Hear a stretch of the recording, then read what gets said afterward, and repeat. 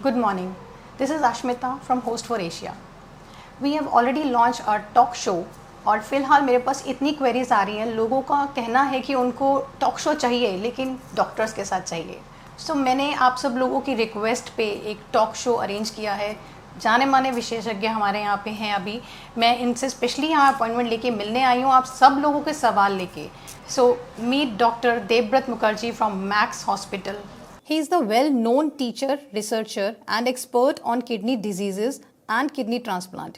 He is the senior director of kidney disease at Max Hospital, Gurgaon. He has over 35 years of experience and has had many prestigious institutions like Army Hospital, Research and Referral, Armed Forces Medical College. He has received many awards both internationally and nationally, such as Sushruta Award, the Economic Times Health Award and other merit awards. Sir, I'm Ashmita from Host for Asia. Hi Ashmita, कैसे thank हैं you, sir? good to meet you. कैसे हैं sir? I'm good. Sir thank you so much for giving me your valuable time. आपके patients का इतना important time रहता है, आपने हमारे लिए टाइम निकाला, उन पेशेंट्स के लिए टाइम निकाला जो आपके पास आ नहीं सकते लेकिन अपने घरों में बैठ के आपके व्यूज़ सुन सकते हैं, आपसे अपने क्वेश्चंस के आंसर्स जान सकते हैं। मेरे पास बहुत लंबी लिस्ट है लोगों के क्वेश्चंस की, बट फिलहाल मैं आपसे छोटे छोटे क्वेश्चंस पूछूंगी जो लोगों को ये बता सकें कि हम उनकी हेल्प कैसे कर सकते हैं। आपके माध्यम से मैं उनके क्वेश्चंस के आंसर्स उन तक पहुंचाना चाहती हूँ। जरूर Ashmita, thank you so much. That's a very good initiative of yours and I must congratulate you. Thank you so much sir. So sir सबसे पहले तो मैं आपसे यही जानना चाहूँगी कि एक नेफ्रोलॉजिस्ट होता क्या है। बहुत सारे लोगों को यही नहीं पता कि नेफ्रोलॉजिस्ट करते क्या हैं। उन्हें प्रॉब्लम होती है, वो डॉक्टर के पास जाते हैं, डॉक्टर बताते हैं कि पेट में दर्द है, सूजन है, अच्छा ये दिखा लीजिए, ये दिखा लीजिए, ये टेस्ट कर लीजिए, बट इनिशियली उन्हें यही नहीं पता कि किस प्रॉब्लम को लेके किस डॉक्टर के पास जाना है। तो प्लीज़ पहले मुझे बताइए नेफ्रोलॉजिस्ट क्या होता है। I'm very happy you asked that question, Ashmita, because unfortunately ज़्यादातर लोगों को नेफ्रोलॉजिस्ट का ये शब्द और ये टर्मिनोलॉजी समझ में नहीं आता है जी। और मेडिसिन में कई टर्मिनोलॉजीज हैं जो बहुत मिलते जुलते हैं। Exactly. नेफ्रोलॉजिस्ट, न्यूरोलॉजिस्ट, यूरोलॉजिस्ट और पेशेंट कई बार घूमते घूमते सही डॉक्टर के पास बहुत देर से पहुंचता है। Exactly. तो नेफ्रोलॉजिस्ट वो डॉक्टर होता है जो आपके गुर्दों के रोगों का इलाज करता है। That is a nephrologist treats diseases of the kidney. Neurologist brain के डिजीजेस का इलाज करता है। किडनीज क्या होते हैं? किडनीज दो बीन शेप्ड ऑर्गन्स होते हैं जो आपके पेट में पीछे की तरफ ऊपर की तरफ बैठे रहते हैं। इनका काम होता है आपके शरीर के गंदगी को निकालना और बाकी काम मैं आगे सवाल जवाब के दौरान आपको बताता रहूँगा। तो इन बीमारियों का जो इलाज करता है उसे नेफ्रोलॉजिस्ट कहते हैं, जो आपके किडनी, यूरेटर, ब्लैडर यानी कि एक्सक्रीटरी सिस्टम के रोगों का इलाज करता है। यूरोलॉजिस्ट नेफ्रोलॉजिस्ट की तरह ही होता है लेकिन वो सिर्फ सर्जिकल प्रोसीजर्स में स्पेशलिस्ट होते हैं। ओके सो सर इस बात से हमें ये तो पता चला कि हमारी किडनीज जो कि हमारी बॉडी का एक बहुत बहुत इम्पॉर्टेंट ऑर्गन माना जाता है, जिसके थ्रू हम, जैसे सर ने बताया, इसके थ्रू हमारी एक्सक्रीट्स निकलते हैं, हमारे शरीर की गंदगी, टॉक्सिन्स निकलते हैं, हमारा ब्लड प्योरीफाई होता है जिससे कि हमारी हेल्थ अच्छी रहती है। सो सर मेरा नेक्स्ट क्वेश्चन आपसे ये है कि ये जो किडनी है इसको फिल्टर करने के लिए मतलब हम जो खाते पीते हैं उस चीज़ का इस पे असर है? मतलब जो भी हम खा रहे हैं क्या उस पे डिपेंड करता है किडनी की हेल्थ या हमारे लाइफस्टाइल पे डिपेंड करता है? देखिए, पहले तो सबसे ज़रूरी है जानना कि किडनी का काम क्या होता है। आपका शरीर एक फैक्ट्री की तरह होता है, वो रोज़ कुछ पदार्थ अंदर लेता है, प्रोडक्ट्स इनसाइड जाते हैं, जैसे आप जो खाना खाते हैं, और शरीर में कुछ चीज़ें रोज़ बनती रहती हैं। आपके सेल्स बनते रहते हैं, आपका बोन होता है, आपके नेल्स होते हैं, आपके पुराने सेल्स, पुराने बाल झड़ते हैं, नए सेल बनते हैं। और किसी भी फैक्ट्री की तरह जब आपका कोई प्रोडक्शन होता है उसके साथ साथ वेस्ट प्रोडक्ट्स जनरेट होते हैं। वेस्ट प्रोडक्ट्स यानी कि टॉक्सिन्स, एसिड, इलेक्ट्रोलाइट्स, इन सब चीज़ों को बैलेंस करके रखना और वेस्ट प्रोडक्ट्स को शरीर से बाहर निकलना, ये काम किडनीज का होता है। बड़े तौर पे ये काम होता है। आप चाहे कभी 2 लीटर पानी पिए या 5 लीटर पिए, 8 लीटर पिए, अभी 8 लीटर पीने के बाद आपका शरीर नहीं फूल जाता है, आधा लीटर पीने के बाद आपका शरीर सुकड़ नहीं जाता है। ये बैलेंस आपका किडनी मेंटेन करता है। तो यानी कि किडनी आपके मेटाबॉलिक जितने गंदगी होते हैं, वेस्ट प्रोडक्ट्स, उनको निकालता है, पानी का मात्रा को मेंटेन करता है आपके शरीर में, इलेक्ट्रोलाइट्स यानी कि सोडियम, पोटेशियम, कैल्शियम, मैग्नीशियम, इनके मात्रा को आपको रेगुलेट करता है, विटामिन डी प्रोडक्शन करता है, ब्लड सेल्स बनाने में मदद करता है, आपके इम्यून सिस्टम का भाग किडनी रहता है। तो किडनी काफ़ी इम्पॉर्टेंट है। जैसे आपके घर में अगर आपका ड्रेनेज सिस्टम बंद हो जाए तो उस घर में आप रह नहीं सकेंगे, उसी तरह अगर आपके किडनी में डैमेज आ जाए तो आपका शरीर में गंदगी बढ़ता रहता है और वो आपके ज़िंदगी से कंपैटिबल नहीं रहता। ओके। जैसे हमारे छोटे बच्चे होते हैं, एक नया बच्चा, एक नया इन्फेंट बेबी होता है, तो कहा जाता है कि जब तक माँ का दूध ये पिएगा ये स्वस्थ रहेगा, पर जैसे जैसे उसको ऊपरी चीज़ें खाने को मिलती हैं तो धीरे धीरे, मैं क्या मानूँ, आज की डेट में जैसे हर चीज़ पेस्टिसाइड से इन्वॉल्व है, हवा भी हमें साफ़ नहीं मिल रही है, तो क्या एक बच्चे को और धीरे धीरे जैसे जैसे वो बड़ा होता है, क्या उसको किडनी की प्रॉब्लम हो सकती है? पहले हमें सुनने में आता था किडनी मीन्स 60 से ऊपर के लोग हैं तो किडनी में दिक्कत है जी, ऑर्गन फेल हो गया, उनको रीज़न नहीं पता चलते थे। आज की डेट में अवेयरनेस इतनी है कि हमें ये पता चलता है कि किडनी से हमें क्या प्रॉब्लम हो सकती है, हम थोड़ा सा पहले जागरूक रहते हैं। पर आपसे मेरा क्वेश्चन ये है, क्या टीनेजर्स को, बच्चों को, मिडिल एज को, ओल्ड एज को, इन सबको क्या अलग अलग तरीके से किडनी की देखभाल करनी चाहिए अपनी? देखिए, बीमारियाँ किसी भी एज पे आ सकती हैं, चाहे आपका उम्र 1 दिन का हो या 100 साल का हो, लेकिन बीमारियों का कारण बदलता रहता है आपके उम्र के मुताबिक। जब एक शिशु पैदा होता है और कुछ सालों तक उनके ज़्यादातर जो बीमारियां होती हैं वो जेनेटिक या कंजेनिटल होती हैं, या तो माँ के पेट में रहते हुए वो बीमारी है या जीन से रिलेटेड हुए है। वो जैसे कि बच्चा एक किडनी लेके पैदा हुआ, या दोनों किडनी गायब है, या किडनी में कोई किडनी गलत जगह पे है, या दोनों किडनी शरीर के एक साइड पे आ गया, पोस्टीरियर यूरेथ्रल वॉल, ब्लैडर में दिक्कतें, फाइमोसिस, ये सारे। तो पहले कुछ सालों में ज़्यादातर बीमारियां कंजेनिटल या जेनेटिक होती हैं। ये नहीं कि उनको दूसरे बीमारियां नहीं हो सकती, इन्फेक्शंस हो सकता है, डेंगू हो सकता है, यूरिन ट्रैक्ट इन्फेक्शन हो सकता है, लेकिन ज़्यादातर बीमारियां कंजेनिटल होती हैं।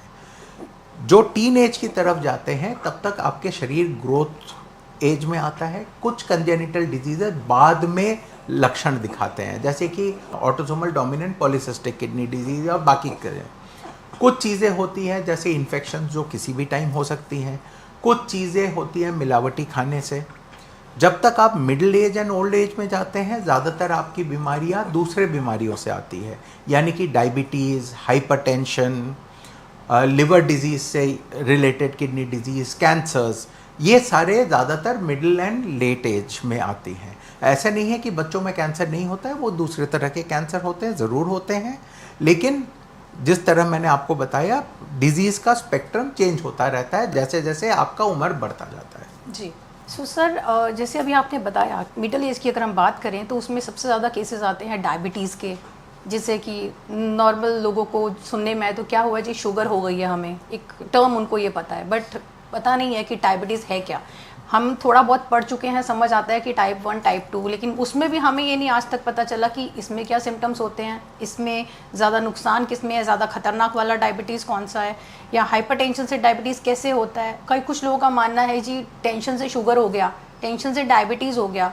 सर, इन चीज़ों पर थोड़ी सी रोशनी डालिए। हाँ, देखिए, जैसे हम लोग teen to middle age, young middle age, late middle age या ओल्ड एज आते हैं, तब तक मेटाबॉलिक डिजीज़ेज ज़्यादातर बीमारियां कॉज करती हैं। डायबिटीज़, ब्लड प्रेशर सबसे कॉमन डिजीज़ेज हैं पूरे दुनिया में। तो इनके रिलेटेड जो टारगेट ऑर्गन डैमेज होता है, डायबिटीज़ एंड ब्लड प्रेशर, सिर्फ डायबिटीज़ और ब्लड प्रेशर, शुगर बढ़ना और बीपी बढ़ना नहीं है, वो बाकी ऑर्गन्स को डैमेज करते हैं। उनमें से एक प्राइमरी ऑर्गन है किडनी। तो अगर आपके पास अनकंट्रोल्ड डायबिटीज़ या अनकंट्रोल्ड ब्लड प्रेशर है तो आपके किडनी डैमेज होने के चांसेस बहुत हाई होते हैं। इसके अलावा ज़्यादातर लोगों में self medication, wrong medication, over use of pain killers, infections, prostate issues, ये बीमारियां आने लगती हैं। डायबिटीज़ एंड ब्लड प्रेशर लोग समझते हैं सिर्फ शुगर बढ़ा हुआ है या बीपी बढ़ा हुआ, वो नहीं है। वो कंप्लीट मेटाबॉलिक डिजीज़ है जो आपके बाकी शरीर के हिस्सों को भी इन्वॉल्व करती हैं। और कुछ लोग ये जानते नहीं हैं कि कई लोगों में ब्लड प्रेशर एक्चुअली पहले किडनी डिजीज़ होता है, उससे ब्लड प्रेशर होता है। अगर आपने सही डॉक्टर के पास नहीं गए और सही जांच नहीं करवाया तो आप सोचेंगे आपको नॉर्मल ब्लड प्रेशर है, हालांकि कई बार ये सेकेंडरी टू किडनी डिजीज़ ये ब्लड प्रेशर आते हैं।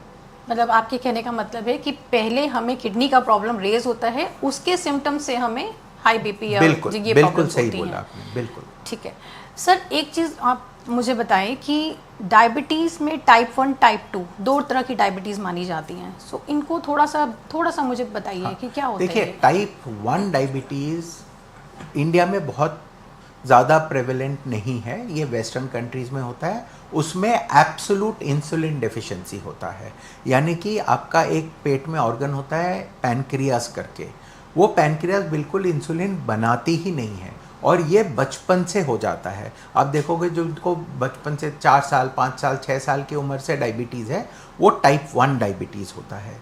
टाइप 2 डायबिटीज़ जो ज़्यादातर इंडियंस में होता है वो इंसुलिन रेजिस्टेंट होता है, यानी कि आपका शरीर इंसुलिन बना रहा है लेकिन अपने जगह पे जाके काम नहीं कर पा रहा है और धीरे धीरे करके आपके पैनक्रियाज भी काम करना बंद करते हैं, इंसुलिन धीरे धीरे बनना कम हो जाता है और डायबिटीज़ और ख़राब हो जाता है। लेकिन टाइप 2 डायबिटीज़ जनरली होता है जब इंसुलिन रेजिस्टेंस होता है।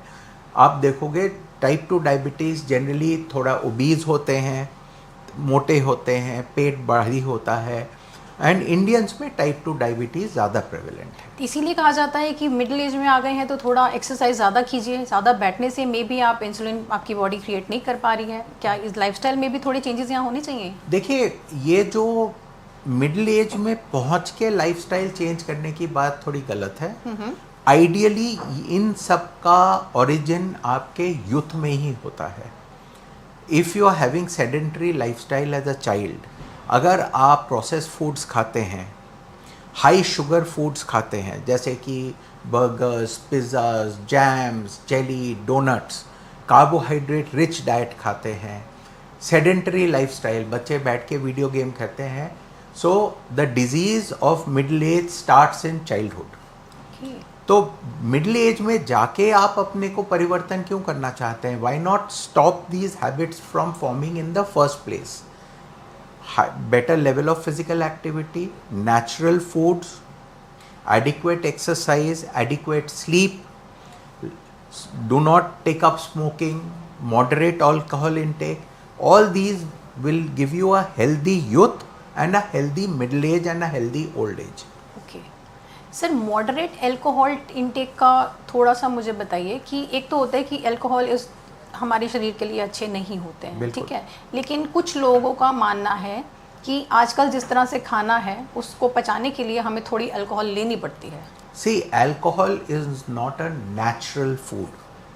ठीक है, किसी पेड़ में आपको अल्कोहल नहीं मिलता है, उसको बनाना पड़ता है। So alcohol is a product which we take as a additional thing to our lives.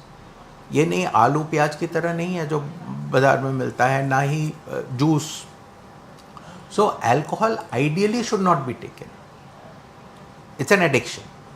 अगर आपको लेना ही है तो may be 30 to 60 ml per week is more or less reasonable amount intake, जिसमें आपके liver and kidneys and brain को खतरा कम रहता है, ज़ीरो नहीं होता है। अगर आपको ज़ीरो करना है तो अल्कोहल इंटेक भी ज़ीरो करना पड़ेगा, पानी ज़्यादा पीना पड़ेगा, natural thing. Fluids, water, natural products are always better.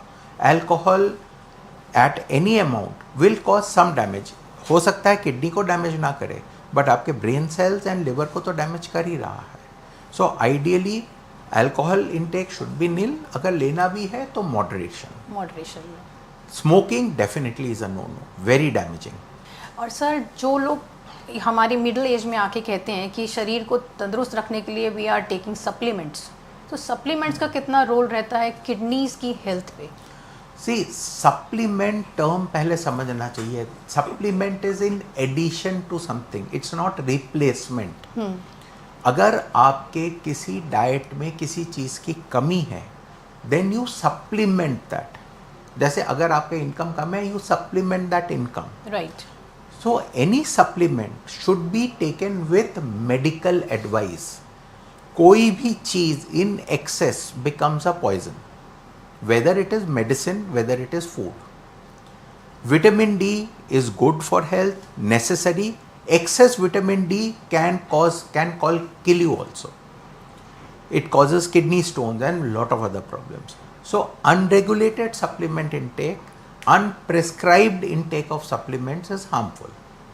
And especially polypharmacy.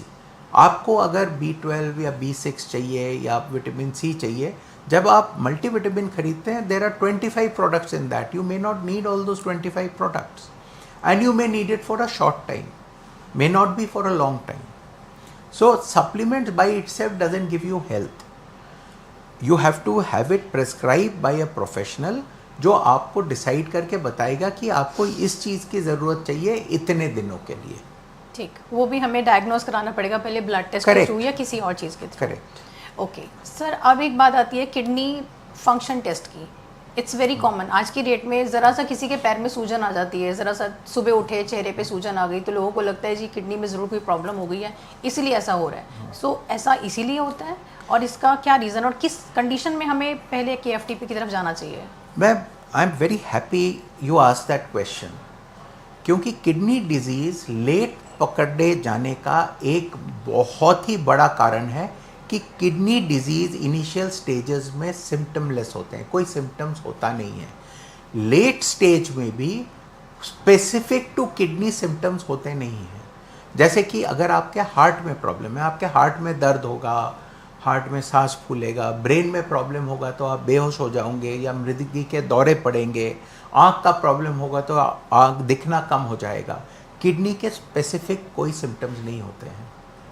तो किडनी के सिम्टम्स दूसरे बीमारियों को मिमिक करते हैं. अगर आपको भूख कम नहीं लगे तो आप गैस्ट्रो के यानी कि पेट के डॉक्टर के पास जाओगे. आपको उल्टियाँ लगने लगी तो आप पेट के डॉक्टर के पास जाओगे. अगर आपके पैर फूज रहे हैं तो आप हार्ट के स्पेशलिस्ट के पास जाओगे. अगर आपका सांस फूल रहा है तो आप चेस्ट फिजिशियन के पास जाओगे. अगर आप बेहोश हो रहे हो या याददाश्त कम हो रहा है, आप न्यूरो के पास जाओगे. हो सकता है इन सब बीमारियों के पीछे आपके किडनी डिजीज़ है, मतलब इसीलिए ये पकड़ा नहीं जाता है शुरुआत में. So test for kidney disease is the only way to diagnose kidney disease in the early stages.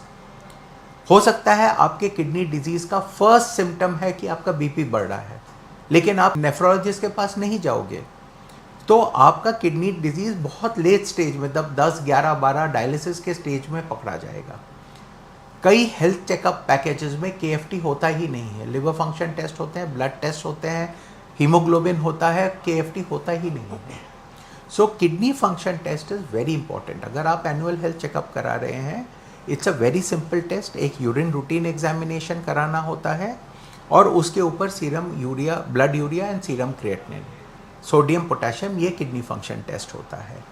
इसके बेसिस पे अगर कोई एबनॉर्मलिटी निकलता है तो आगे वाले टेस्ट होते हैं.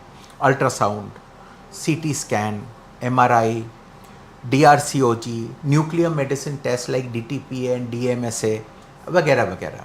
बट ये बहुत late stage. The first and basic test होता है urine test and a kidney function blood test, which are very simple and very easy to do. Okay, तो किडनी फंक्शन टेस्ट से हमें ये पता चल सकता है कि हमारे शरीर में आने वाली बीमारियों का कहाँ तक आगमन हो रहा है, या हमें ये पता चल सकता है कि जो इस वक्त हमारा शरीर हमें बता रहा है. इवन बहुत समझ में आता है कि जब शरीर में कुछ भी अनयूजुअल सा होता है, जैसे सुबह लेट उठना, थकावट हो जाना, नींद ज़्यादा आना, मतलब हर चीज़ कहीं ना कहीं कोरिलेट करती है हमारे बॉडी ऑर्गन से. सो किडनी फंक्शन का टेस्ट हमें इनिशियल स्टेज पे सबसे पहले उसी की तरफ जाना चाहिए.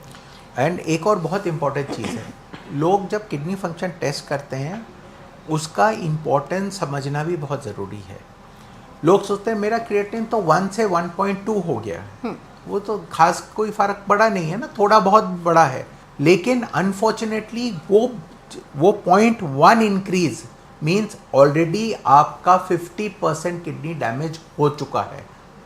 कोई ऐसा टेस्ट नहीं है जो before the damage takes place आपके किडनी डिजीज को पकड़ सके। सो अगर आपका क्रिएटिनिन 0.1 एंड 0.2 भी इंक्रीज है, दैट मीन्स ऑलरेडी आपका 50% किडनी डैमेज हो चुका है, यानी कि आपके 10 उंगलियों में से 5 उंगली कट के गिर गए हैं। तो उस स्टेज पे भी अगर आप सही सलाह नहीं लेंगे सही डॉक्टर से, तो आगे तो आपका डैमेज बढ़ता ही जाएगा। तो क्रेटिनिन कितना होना चाहिए? वो एज के ऊपर डिपेंड करता है, लैब टेस्ट के मेथोडोलॉजी के ऊपर होना चाहिए, डिपेंड करता है, but usually it is around 0.8 to 0.9 milligram पर डेसीलीटर। ओके। और अगर किसी को सुनने में आए क्रेटिनिन कम है, तो इसका मतलब वो ठीक है? No, it has different meaning, not necessarily kidney disease हो सकता है, मैल न्यूट्रिशन है, वो actually is a different topic. Different topic.